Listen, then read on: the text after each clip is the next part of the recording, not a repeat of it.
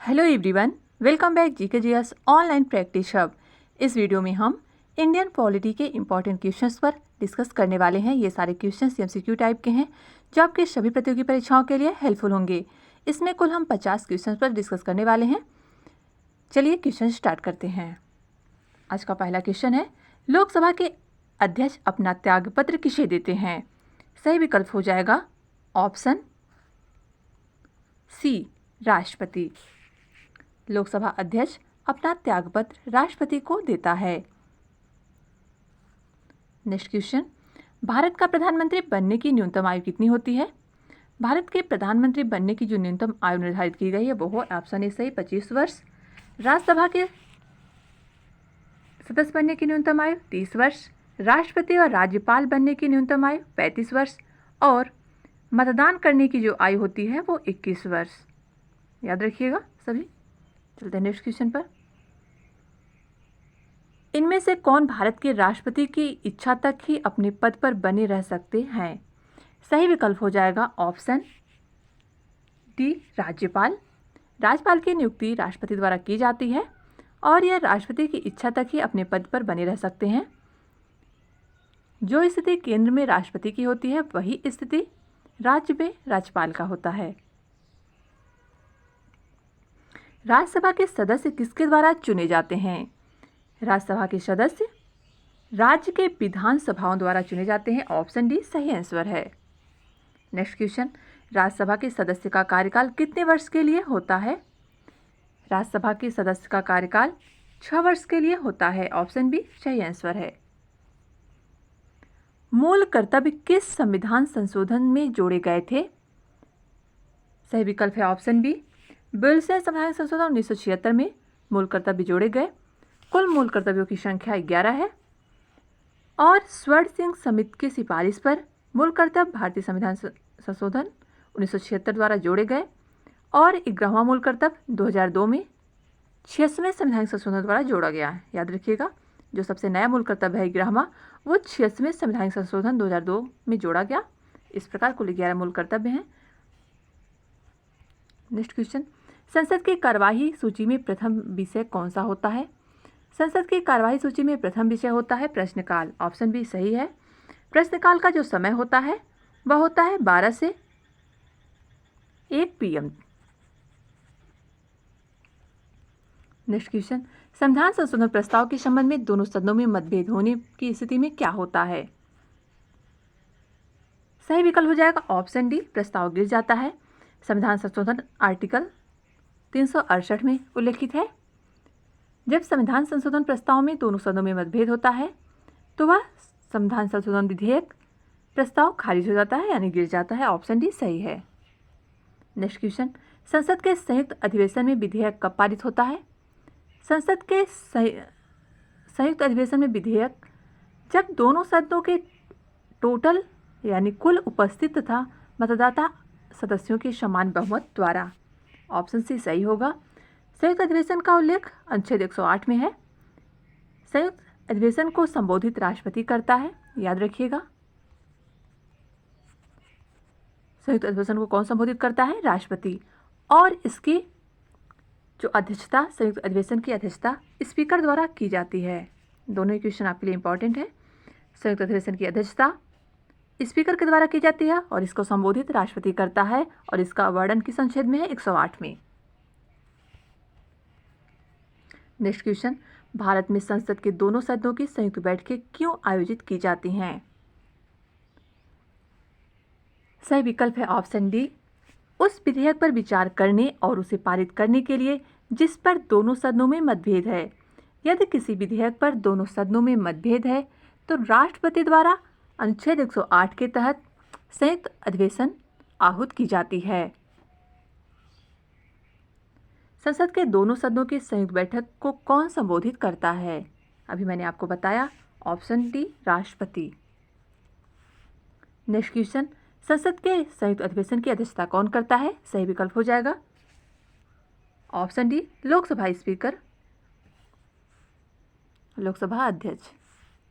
Next question, question number 13, अगर किसी समान विधेयक पर राज्यसभा और लोकसभा के बीच मतभेद होता है तो उसका समाधान कौन करेगा? सही विकल्प है ऑप्शन सी, संसद का संयुक्त सत्र। जब कोई भी विधेयक में मतभेद उत्पन्न होता है राज्यसभा और लोकसभा में, तो राष्ट्रपति द्वारा संयुक्त अधिवेशन आहूत की जाती है, जिसकी अध्यक्षता लोकसभा अध्यक्ष करता है, यानी स्पीकर। नेक्स्ट क्वेश्चन, भारत की संसद के बारे में निम्नलिखित में से कौन सा ऑप्शन सही नहीं है? सही विकल्प है ऑप्शन बी, लोकसभा में मनोनीत सदस्य नहीं होता। ये सही नहीं है। राष्ट्रपति लोकसभा और राज्यसभा संसद से मिलकर बनती है। याद रखिएगा, संसद के प्रमुख 3 अंग होते हैं, जिसमें राष्ट्रपति, लोकसभा लोकप्रिय सदन है, राज्यसभा उच्च सदन एवं अस्थायी सदन है। और इन तीनों से मिलकर क्या बनता है? संसद। संसद कितने अंग हैं? 3, राष्ट्रपति, लोकसभा और राज्यसभा। राज्यसभा को भंग नहीं किया जा सकता, ये भी सही है। राज्यसभा एक अस्थायी सदन है जिसे भंग नहीं किया जा सकता, और लोकसभा अस्थायी सदन है। राज्यसभा के कुछ सदस्य राष्ट्रपति द्वारा नाम निर्देशित किए जाते हैं, ये भी सही है। राज्यसभा में कुल 12 सदस्य राष्ट्रपति द्वारा मनोनीत किए जाते हैं, और लोकसभा में मनोनीत सदस्य नहीं होते। ये गलत है, क्योंकि लोकसभा में भी 2 सदस्य मनोनीत किए जाते हैं राष्ट्रपति द्वारा। संसद के कुल सदस्यों का कितना भाग वैधानिक चैम्बर यानी गणपूर्ति की मीटिंग बुलाने के लिए आवश्यक कोरम होता है? सही विकल्प हो जाएगा ऑप्शन ए, 1/10 भाग। क्वेश्चन नंबर 16 है, संसद के वेतन का निर्णय कौन ले सकता है? सही विकल्प है ऑप्शन ए, संसद के सांसदों के वेतन का निर्णय संसद ले सकता है। भारत में वेतन जो सांसदों को दिया जाता है वो संचित निधि से दिया जाता है, जिसका उल्लेख आर्टिकल 266 में है। निम्न विधेयकों में से किसका भारतीय संसद के दोनों सदनों द्वारा अलग अलग विशेष बहुमत से पारित होना जरूरी है? सही विकल्प है ऑप्शन डी, संविधान संशोधन विधेयक। इसकी संशोधन में है 368 में। नेक्स्ट क्वेश्चन, भारतीय संसद के दोनों सदनों की संयुक्त बैठक किसके संबंध में होती है? याद रखिएगा, भारतीय संसद के दोनों सदनों की जो संयुक्त बैठक होती है यानी ज्वाइंट मीटिंग होती है, वो साधारण विधेयक के संबंध में हमेशा होती है। संयुक्त अधिवेशन आपके एग्जाम के पॉइंट ऑफ व्यू से बहुत ही इंपॉर्टेंट है। इसके बहुत सारे क्वेश्चन पूछे जाते हैं, जैसे कि ये किस अनुच्छेद में है? 108। कौन बुलाता है? राष्ट्रपति। संयुक्त अधिवेशन। कौन अध्यक्षता करता है संयुक्त बैठक की? तो स्पीकर यानी लोकसभा अध्यक्ष। और क्यों बुलाया जाता है? जब किसी साधारण विधेयक में मतभेद दोनों सदनों में उत्पन्न होता है। नेक्स्ट क्वेश्चन, एक वर्ष में मिनिमम कितनी बार संसद की बैठक होना आवश्यक है? सही विकल्प हो जाएगा ऑप्शन बी, 2 बार। एक वर्ष में कम से कम 2 बार संसद की बैठक होना आवश्यक होता है।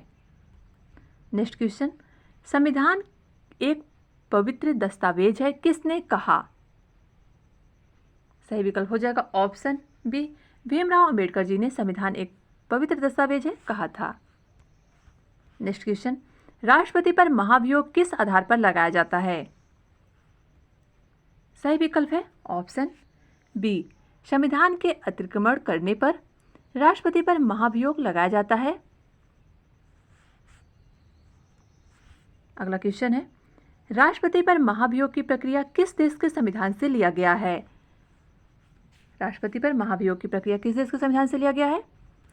सही विकल्प हो जाएगा ऑप्शन ए, अमेरिका के संविधान से राष्ट्रपति पर महाभियोग की प्रक्रिया का लिया गया है। भारत के राष्ट्रपति को किस परिस्थिति में अपने पद से त्यागपत्र देना पड़ता है? सही विकल्प है ए, महाभियोग लगने पर। कार्यकाल पूर्ण होने से पहले भारत के राष्ट्रपति को उनके पद से कैसे हटाया जा सकता है? सही विकल्प हो जाएगा ऑप्शन डी, संसद द्वारा महाभियोग लगाकर। याद रखिएगा, राष्ट्रपति पर महाभियोग संसद के किसी भी सदन द्वारा लगाया जा सकता है, लेकिन 14 दिन पहले राष्ट्रपति को सूचित करना पड़ता है। नेक्स्ट क्वेश्चन, राष्ट्रपति पर महाभियोग का आरोप एक संकल्प के रूप में संसद के किसी भी सदन में लगाया जा सकता है। यहाँ पे देख सकते हैं, अभी मैंने आपको बताया कि राष्ट्रपति पर जो महाभियोग है वो एक संकल्प के रूप में संसद के किसी भी सदन से लगाया जा सकता है। यह कम से कम कितने दिनों की लिखित सूचना के बाद प्रस्तुत किया जाता है? सही विकल्प हो जाएगा ऑप्शन बी 14 दिन। नेक्स्ट क्वेश्चन, संसद में राष्ट्रपति के विरुद्ध महाभियोग का प्रस्ताव पास करने के लिए कितने सदस्यों का समर्थन होना जरूरी है? सही विकल्प है संसद के कुल सदस्यों में से कम 2/3 सदस्यों का। याद रखिएगा, राष्ट्रपति पर महाभियोग लगाने के लिए संसद के कुल सदस्यों का 2/3 बहुमत होना चाहिए।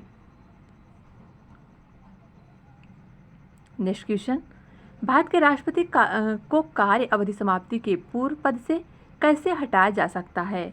ऑप्शन सी महाभियोग द्वारा। किसी व्यक्ति के राष्ट्रपति के रूप में चुनाव को अवैध घोषित किए जाने की स्थिति में उसके द्वारा अपना चुनाव अवैध घोषित किए जाने के पूर्व कृत्यों की संवैधानिक क्या होते हैं? संवैधानिकता क्या होंगे? सही विकल्प है ऑप्शन बी, यह कृत्य विद्यमान होंगे, विद्यमान यानी कानून द्वारा मान्य होंगे। नेक्स्ट क्वेश्चन, राष्ट्रपति को पद और गोपनीयता की शपथ कौन दिलाता है? राष्ट्रपति को पद और गोपनीयता की शपथ भारत के मुख्य न्यायाधीश यानी सुप्रीम कोर्ट के मुख्य न्यायाधीश द्वारा दिलाई जाती है। राष्ट्रपति संविधान सभा के किस अनुच्छेद के तहत भारत के मुख्य न्यायाधीश के समक्ष शपथ ग्रहण करता है? कौन सा विकल्प सही होगा? सही विकल्प है ऑप्शन बी, अनुच्छेद 60 के तहत।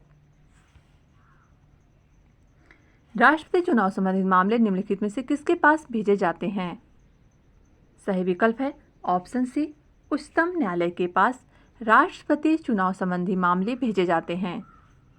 अगला क्वेश्चन है, राष्ट्रपति पद के उम्मीदवारों को चुनाव प्रचार करने के लिए कितना समय मिलता है? बहुत ही इंपॉर्टेंट क्वेश्चन है।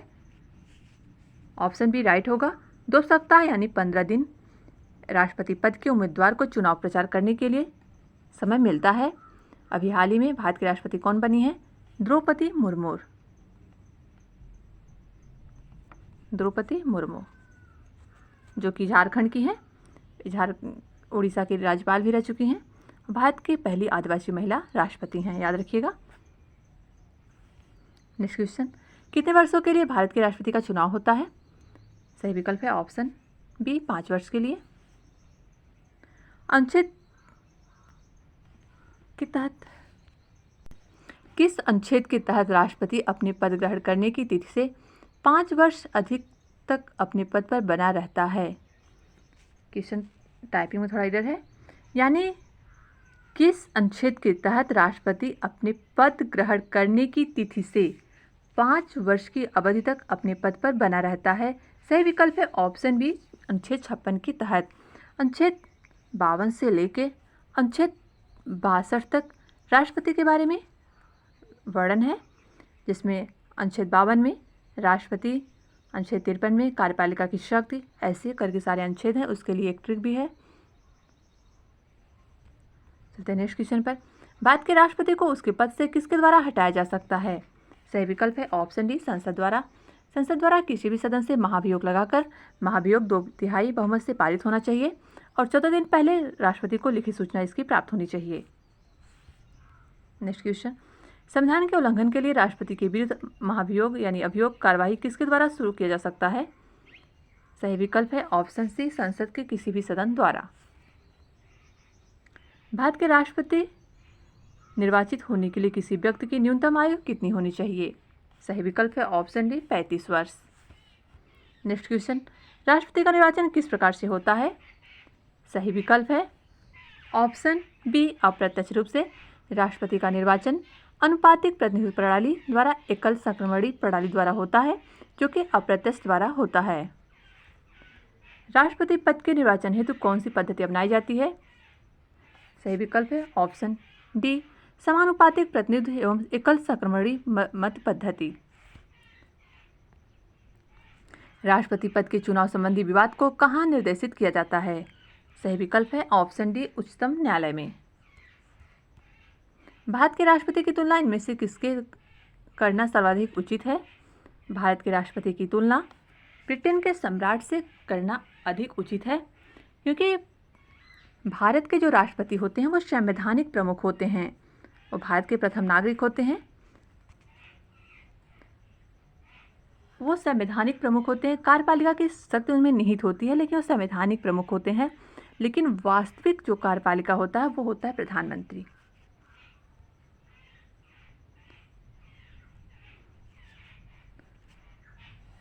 भारत के राष्ट्रपति संवैधानिक प्रमुख है, याद रखिएगा। वास्तविक कार्यपालिका शक्ति प्रधानमंत्री में निहित होती है और यही ब्रिटेन के सम्राट की स्थिति है। भारत में कार्यपालिका का अध्यक्ष निम्नलिखित में से कौन होता है? सही विकल्प हो जाएगा ऑप्शन ए। भारत में कार्यपालिका का अध्यक्ष राष्ट्रपति होता है, जो कि नाम मात्र का होता है, लेकिन वास्तविक कौन होता है? भारत के प्रधानमंत्री।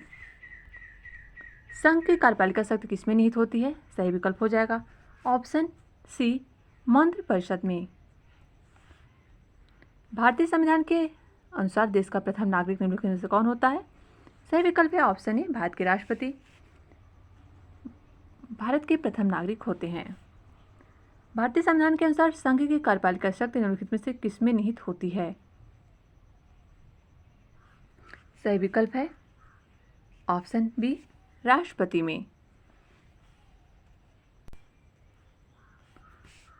यहाँ भारतीय संविधान के अनुसार पूछा है तो कार्यपालिका की शक्ति राष्ट्रपति में है, लेकिन वास्तविक रूप से जो कार्यपालिका की शक्ति होती है वो मंत्रिपरिषद में होती है। यहाँ पे थोड़ा सा कन्फ्यूजन होगा आपको, देख लीजिएगा। भारत की जो कार्यपालिका की शक्ति है वो मंत्रिपरिषद के पास होती है, लेकिन जो संविधान के अनुसार राष्ट्रपति के पास। नेक्स्ट क्वेश्चन, भारतीय संविधान के अनुसार देश के तीनों सेनाओं का अध्यक्ष सुप्रीम कमांडर निम्नलिखित में से कौन होता है? सही विकल्प है ऑप्शन ए, राष्ट्रपति। थल, जल एवं वायुसेना का जो सुप्रीम कमांडर होता है वो राष्ट्रपति होता है। नेक्स्ट क्वेश्चन, भारत का राष्ट्रपति निम्न में से क्या होता है? सही विकल्प हो जाएगा राज्य का संवैधानिक अध्यक्ष यानी संवैधानिक प्रमुख होता है। भारतीय सशस्त्र सेनाओं का सर्वोच्च कमांडर कौन होते हैं? सही विकल्प है ऑप्शन ए, राष्ट्रपति। भारत के राष्ट्रपति के लिए आवश्यक योग्यता कौन सी नहीं है? यहाँ पे नहीं पूछा है, देखते हैं ऑप्शंस। वह भारत का नागरिक होना चाहिए, तो सही है बिल्कुल। वह 35 वर्ष की आयु प्राप्त कर लिया हो, उसमें लोकसभा के सदस्य के लिए निर्धारित सभी योग्यताएं होनी चाहिए, ये भी सही है। वह संसद के किसी सदन का सदस्य होना चाहिए, जरूरी नहीं है कि वह संसद का किसी भी सदस्य हो। चलते हैं नेक्स्ट क्वेश्चन पर। राष्ट्रपति का 50वां क्वेश्चन है, राष्ट्रपति का चुनाव निम्नलिखित में से किसके द्वारा संचालित किया जाता है? सही विकल्प है ऑप्शन सी, निर्वाचन आयोग द्वारा। ये था हमारा लास्ट का क्वेश्चन आपको कैसे लगे कमेंट बॉक्स में जरूर बताइए। आपके क्वेश्चन कितने सही हुए ये भी कमेंट सेक्शन में लिखकर जरूर बताइएगा। चलिए मिलते हैं नेक्स्ट वीडियो में, तब तक के लिए नमस्कार।